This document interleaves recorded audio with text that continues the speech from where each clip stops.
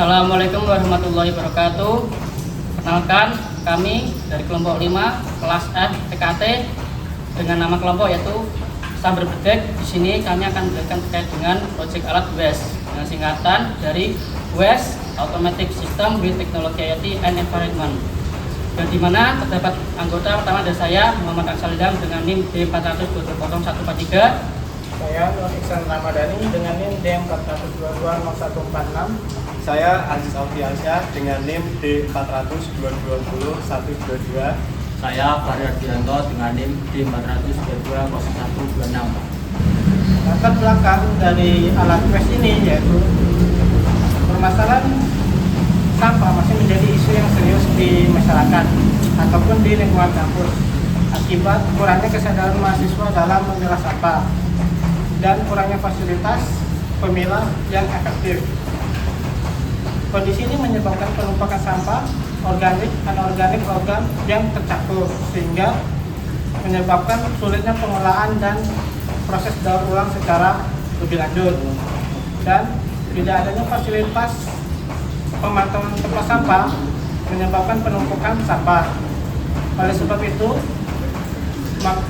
itu dibuatnya alat WES, yaitu WES Automation with Technology and IoT Environment sebagai pemilah sampah berbasis IoT. Alat ini memilah sampah berdasarkan jenisnya secara otomatis dan juga terdapat sistem pemantauan kapasitas tempat sampah secara real time. Dengan dibuatnya alat ini kami harapkan dapat meningkatkan kesadaran dan efektivitas dalam pengolahan sampah. Dalam pembuatan alat ini ada beberapa komponen yang kami gunakan. Yang pertama itu adanya sensor proximity capacitive yang digunakan untuk pemilah organik atau anorganik. Nah, di sini ada sensor infrared yang digunakan sebagai logika dengan pendeteksian jenis sampah.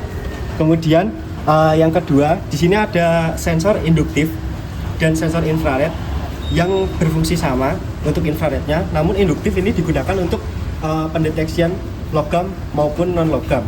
Selanjutnya kami menggunakan LCD 20x4 sebagai antarmuka dari pendeteksian dan kapasitas jenis sampah. Kemudian untuk kapasitas sendiri kami menggunakan sensor ultrasonik. Nah, di sini ada 3 tong sampah. Itu yang ini untuk organik, lalu ini untuk logam, dan ini untuk anorganik. Jadi pengkalibrasian dari sensor ultrasoniknya itu mengikuti dari ukuran kedalaman dari tempat sampah itu sendiri. Kedalaman tempat sampah itu sendiri itu sekitar 30 cm.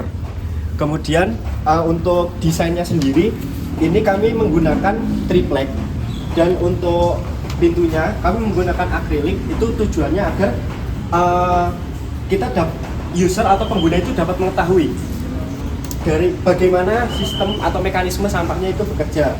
Nah, ini menggunakan triplek dengan ukuran dimensinya 80 untuk panjangnya, kemudian untuk tingginya itu sekitar 60 cm, dan untuk lebarnya itu sekitar 33 cm, seperti itu.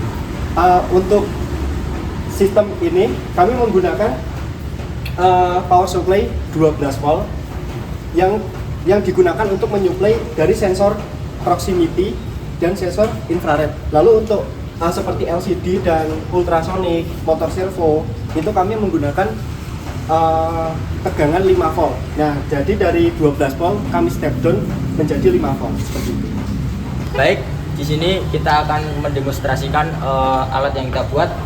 Yang kita buat yaitu menggunakan 3 tipe sampah. Yang pertama ada sampah anorganik, kita menggunakan botol dan sebuah plastik.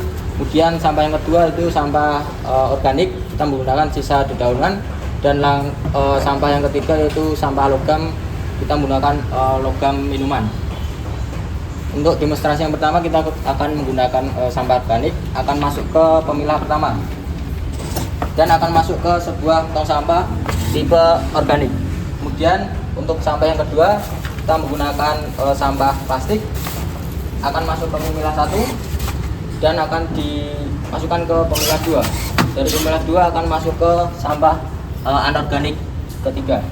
Kemudian kita menggunakan sampah logam bekas minuman, masuk ke pemilah 1, akan masuk ke pemilah 2 dan akan dibaca oleh sensor yang ada pemilah kedua. Selanjutnya juga sampah logam seperti ini dan akan masuk ke sampah logam. Dan sama seperti sampah plastik, untuk sampah botolnya kita masukkan ke pemilah 1, masuk ke pemilah 2 dan masuk ke pemilah sampah yang ketiga. Kemudian dapat dilihat pada LCD 20x4 pada deteksinya dengan kondisi non. Untuk kapasitas organik sebesar 7%, kapasitas anorganik sebesar 25%, dan kapasitas logam sebesar 14%.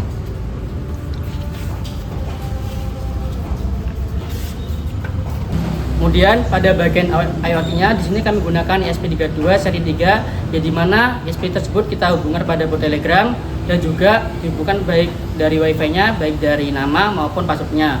Seperti contoh kita masukkan sampah, ini organik akan terbuang pada organik dan ditampilkan pada bot Telegram yaitu organik serta kapasitasnya.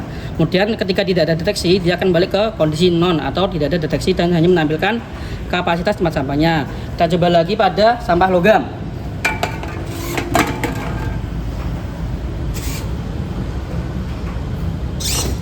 Nah, ini akan tertampil logam deteksinya dengan juga tinggi dari kapasitasnya dan kembali lagi ke posisi awal.